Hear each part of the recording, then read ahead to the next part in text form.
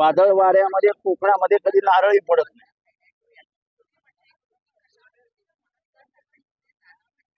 एक मिनिट तुलत झालंय. एक मिनिट आता परत घ्या. कोकणाला वादळ हे नवीन नाही. वादळ वाऱ्यामुळे कोकणात एक साधं नारळही पडत नाही. असं असताना कोकणामध्ये आपटे नावाच्या गृहस्थांनी बनवलेला पुतळा हा तुटतो फुटतो आणि खाली पडतो.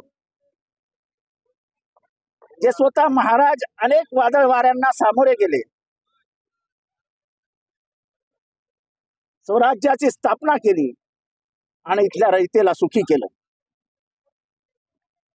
महाराष्ट्र ओळखला जातो तो शिवरायांमुळे. आज या भ्रष्ट सरकारच्या भ्रष्ट कारभारामुळे ज्याने एकही पुतळा बांधला नव्हता त्या आपटेला कॉन्ट्रॅक्ट मिळतं. पुतळा बनवायला 3-3, 4-4 वर्ष लागतात. यांनी तो 3 महिन्यात का 15 दिवसात का काहीतरी बनवला. ह्याच्यावर साधं कोणाचं लक्षही नव्हतं. तो पुतळा बघितल्यानंतर ते शिवाजी महाराज वाटतच नव्हते. पण या सरकारने कधीही काळजी घेतली नाही. आपले महाराज महाराजांसारखेच दिसले पाहिजे प्रत्येक मराठी माणसाच्या हृदयातली इच्छातली मनातली नाही. हा पुतळा तुटला हा शुभ संकेत नव्हे. महाराजांनी सांकेतिक भाषेत काहीतरी खुणवलंय. महाराजांच्या मनातली राज्य व्यवस्था नव्हे. 50% सगळ्यात 50% होणार असेल तर हेच होईल. कुठे ब्रिज तुटतोय, कुठे रस्त्याला खड्डे पडतायत, कुठे रस्ते खाली जात आहेत. महाराजांकडे हे नव्हतं. 100, 200 वर्ष पुतळे या जगात आहेत. स्टॅच्यू ऑफ लिबर्टी 1886 साली बांधला गेला, अजून इंचवरही हललेला नाही. तो बनला फ्रान्स मध्ये आणि गेला अमेरिकेत. आपल्या मागचा पुतळा, या पुतळ्याला बांधून 50 वर्ष झाली आहेत. पहिला जो पुतळा कोल्हापुरात बांधला गेला त्यालाही जवळजवळ 100 वर्ष पूर्ण झाली आहेत. हा महाराष्ट्राचा दैदिप्यमान इतिहास आहे.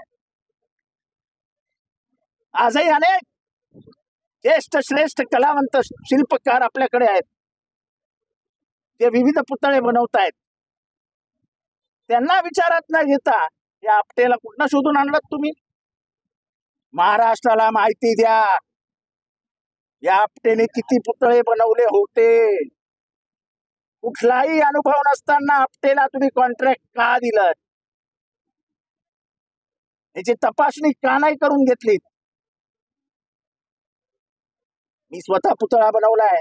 मी नाही बनवलाय पण लोकवर्गणीतनं बनवलाय कळवा नाक्यावर.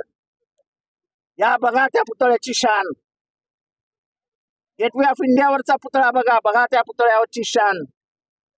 महाराष्ट्रातला पहिला पुतळा अश्वरूढ पुतळा हा नेहरूंच्या हस्ते बसवण्यात आला.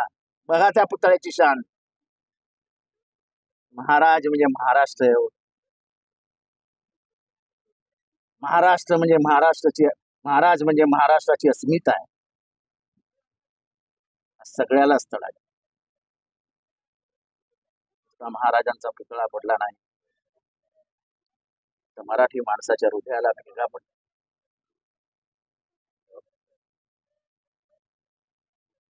अजूनपर्यंत शासनाच्या वतीने एकही माणूस बाहेर आला नाही आणि महाराजांची माफी मागितली नाही. महाराज चुकलं.